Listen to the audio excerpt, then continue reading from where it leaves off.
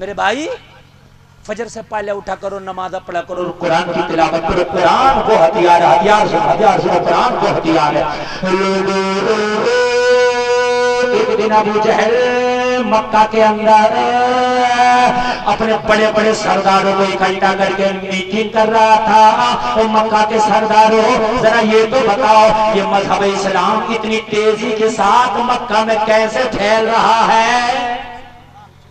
ذرا سنیے گا، ذرا سنیے بڑی تیزی کے ساتھ. دیکھیے مٹھی بھرتے پہلے حضرت خدیجہ نے کلمہ پڑھا عورتوں میں سب سے پہلے، مردوں میں سب سے پہلے حضرت ابو بکر نے کلمہ پڑھا، بچوں میں سب سے پہلے مولا علی نے کلمہ پڑھا، غلاموں میں سب سے پہلے زید ابن حارثہ نے کلمہ پڑھا. انہوں نے کلمہ پڑھی ہے تو 4-5 افراد تھے کل. اس کے بعد بڑی تیزی سے اسلام پھیلا، بڑی تیزی سے پھیلا.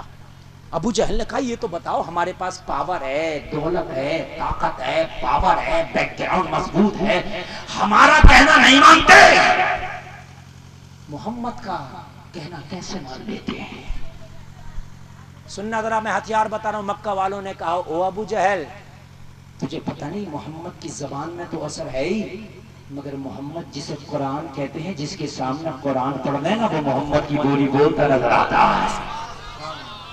ہائے ہائے ہائے، توجہ فرمائیے، محمد کی بولی بولتا نظر آتا.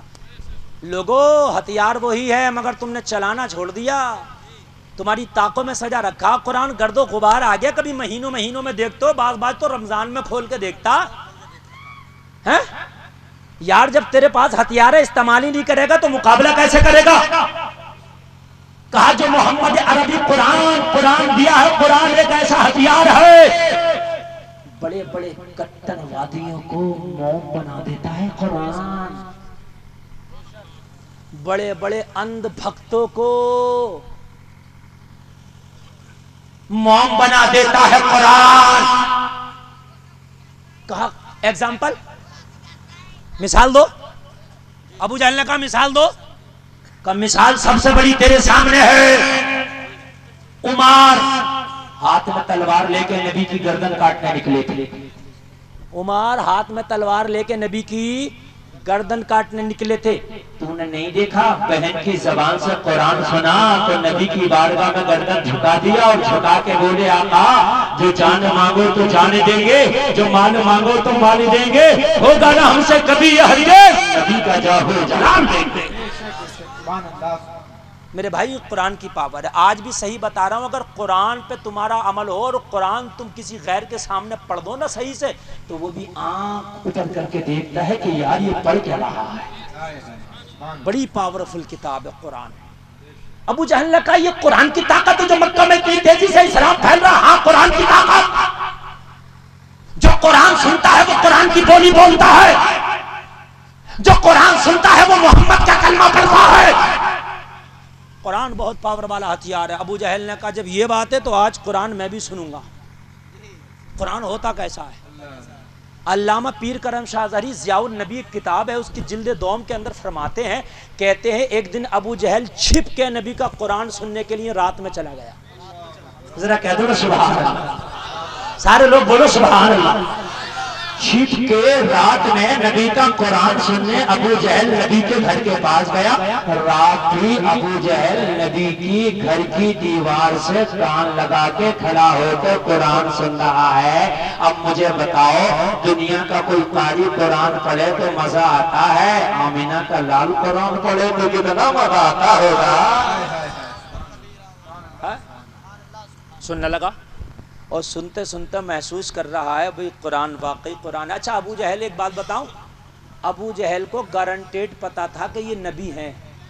یہ بات بھی آج میں آپ کو بتا دوں، آگے سے لے کے پیچھے تک سن لیجیے. ابو جہل اندھیرے میں نہیں تھا کہ پتا نہیں تھا، پتا تھا یہ نبی ہیں مگر مانتا نہیں تھا. کیوں؟ وجہ یہ تھی ایک ہوتی ہے دشمنی اور ایک ہوتا ہے حسد. آپ کا دشمن آپ کا بھائی بن سکتا ہے، گلے مل سکتا، مگر آپ کا جو حسد کرنے والا ہے وہ آپ کا کبھی نہیں ہو سکتا. عمر نبی کے دشمن تھے، کلمہ پڑھ کے نبی کے غلام بن گئے، مگر ابو جہل دشمن کے ساتھ ساتھ حاسد تھا اور حاسد کبھی آپ کا نہیں ہو سکتا. سنا قرآن ہے تو لاجواب، مگر مانوں گا نہیں، مانوں گا نہیں۔ بس یہی فیصلہ کر رہا تھا، مانوں گا نہیں۔ اسے کسی کی آہٹ محسوس ہوئی کہ کوئی اور بھی یہاں ہے، سوچنے لگا اگر کسی نے مجھے یہاں دیکھ لیا کام خراب ہو جائے گا، صبح کو مکہ میں آگ کی طرح یہ خبر پھیل جائے گی کہ ویسے تو محمد کی مخالفت کرتا اور رات یہ قرآن سن رہا تھا، تو میری تو سرداری چھن جائے گی، میرے جتنے مرید ہیں سب خفا ہو جائیں گے۔ آگے بڑھا تو کیا دیکھا کہ مکہ کا ایک اور کافر نام اخنس ہے، وہ بھی دیوار سے نبی کے گھر کی چپکا ہوا قرآن سن رہا تھا۔ سبحان اللہ، سبحان اللہ۔ ابو جہل نے پکڑ کے کہا اخنس تم کیا کر رہے ہو؟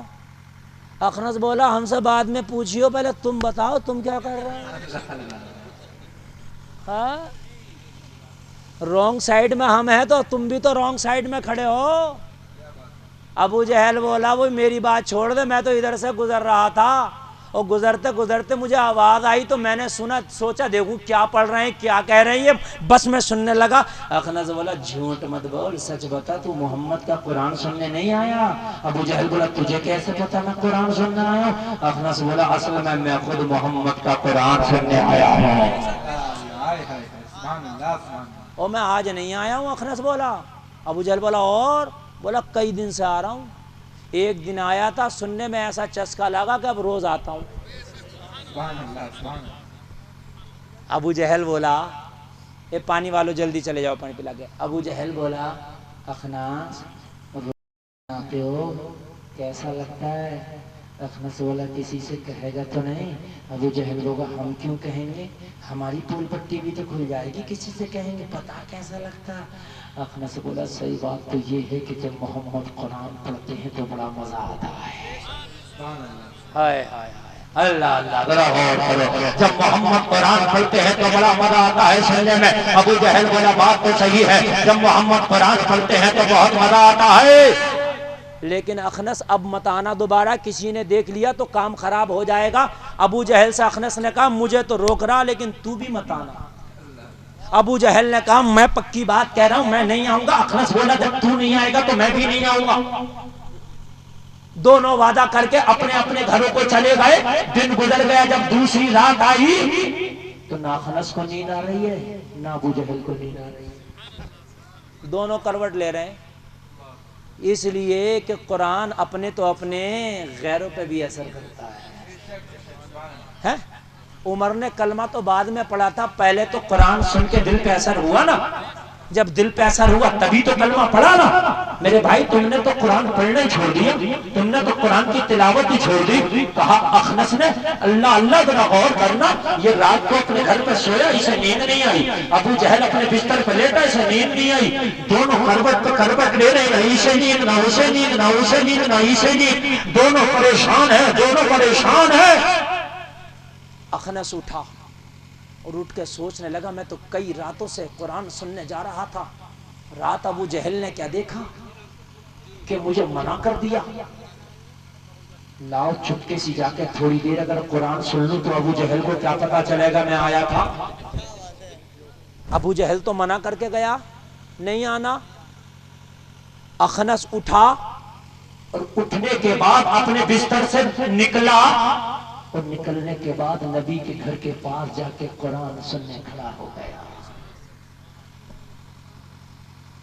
ادھر ابو جہل پریشان تھا، اس نے سوچا اخنس کو تو منع کر ہی دیا، وہ تو آئے گا نہیں، اگر تھوڑی دیر میں جا کے سن لوں تو اخنس کو کیا پتا چلے گا میں آیا تھا، میں تو صبح کو کہہ دوں گا بھائی میں نہیں گیا تھا۔ بس ابو جہل بھی یہ سوچ کے آ گیا اور نبی کے گھر کی دیوار سے کان لگا کر چپک کر سننے لگا۔ سنتے سنتے ابو جہل کو لگی کسی کی آہٹ، آگے بڑھا تو اخنس کھڑا تھا۔ ابو جہل نے اخنس کو پکڑ کے کہا کیوں بھائی رات تو میں نے منع کیا تھا تو کیوں آ گیا؟ اخنس بولا ہم سے بعد میں پوچھو، پہلے خود بتاؤ تم کیوں آ گئے؟ ابو جہل بولا میں تو تجھے دیکھنے آیا تھا کہ تم آ تو نہیں گیا۔ اخنس بولا جھوٹ نہ بول، مجھے دیکھنے نہیں آیا تھا، صحیح بات یہ ہے کہ تجھے نیند نہیں آ رہی تھی۔ ابو جہل بولا تجھے کیسے پتا مجھے نیند نہیں آ رہی تھی؟ کہا اصل میں مجھے خود نیند نہیں آتی تھی. ہائے ہائے ہائے یار اگر کوئی قرآن پڑھے نا الحمدللہ رب العالمین الرحمن الرحیم مالک یوم الدین ایاک نعبد و ایاک نستعین اهدنا الصراط المستقیم صراط الذین انعمت علیہم غیر المغضوب علیہم ولا الضالین.